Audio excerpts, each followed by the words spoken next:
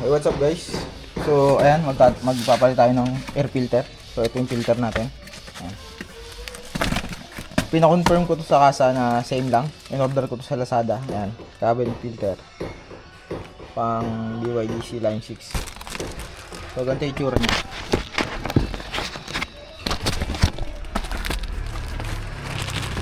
Ayan, ayan na.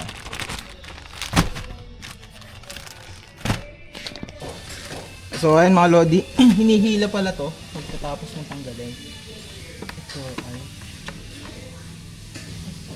natanggal daw. Bakit ano?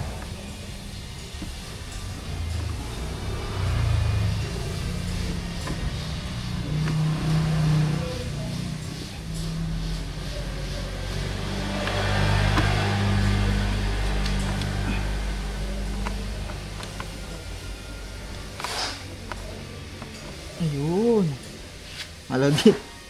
Nakuha na natin. So, meron siyang angle.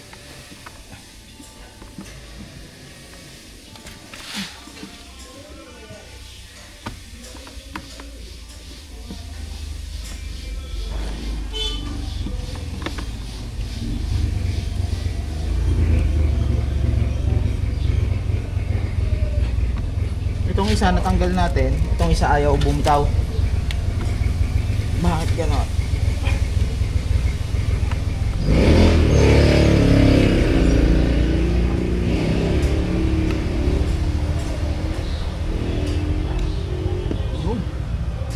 Yun. Ah, kaya pala ako nahirapan mga lodi. Ito palang upuan. Ba't di ko agad naisip yun? Kaya ako nahirapan. Ito nga pala yun. Yun. Kaya ako hirap. Tapos may latch. Tanggalin itong latch.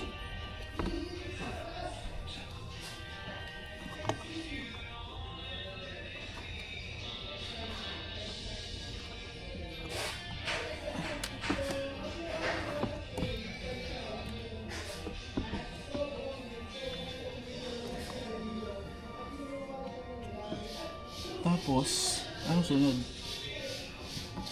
Access na natin itong glove box. Ito ba yun? Teka lang. So, ayan mga lodi. As per instruction, kailangan natin tanggalin itong retractable string na to. Ito. Merong retractable string na. Try natin ilawan. Ito. Ayan, may string. Ayun. So, kailangan natin itong i-remove. Try natin i-remove.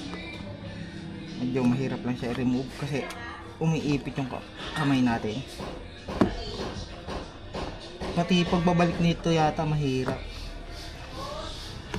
Pero as per instruction,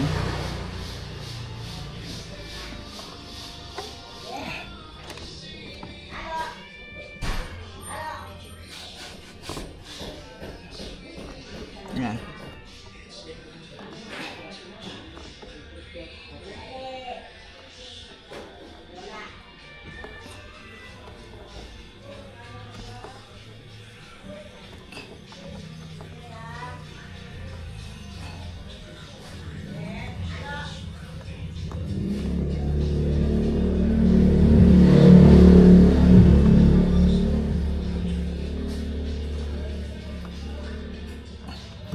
Holy shit, ang hirap tanggalin.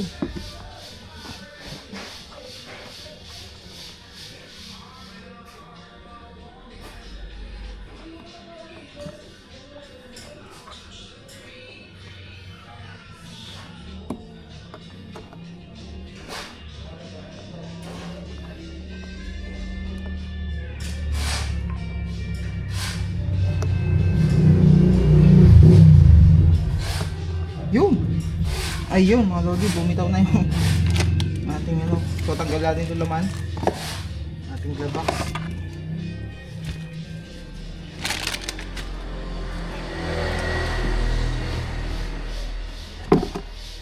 So, ayun mga lodi, natanggal na.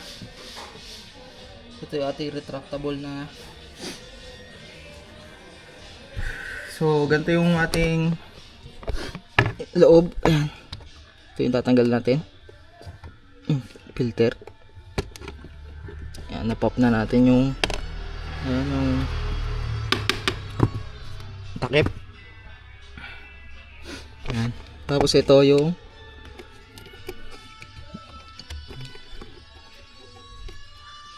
so BYD CN95.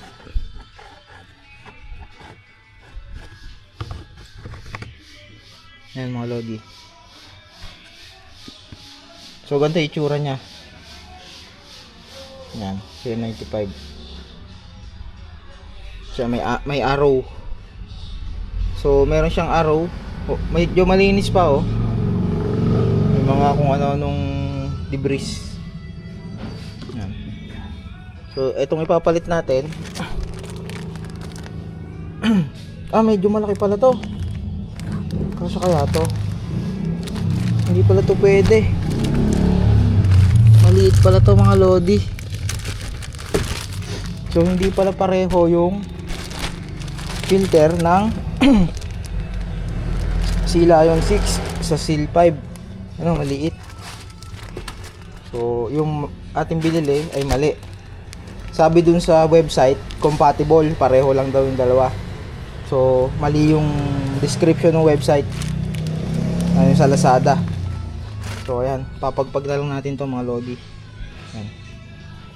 Tapos babalik natin. So ayun mga lodi, pinagpag lang natin to ng kaunti. Kasi hindi natin magagamit tong filter na to. Kasi masyadong malaki. Ayan. So pinagpag lang natin to ng bahagya para nabawasan yung mga nakaano sa loob. So ang position niya ay ito, paganan. Ganito. Yung air niya, intake, tingnan natin kung saan yung intake. Ito dito galing sa hole, top. Papasok.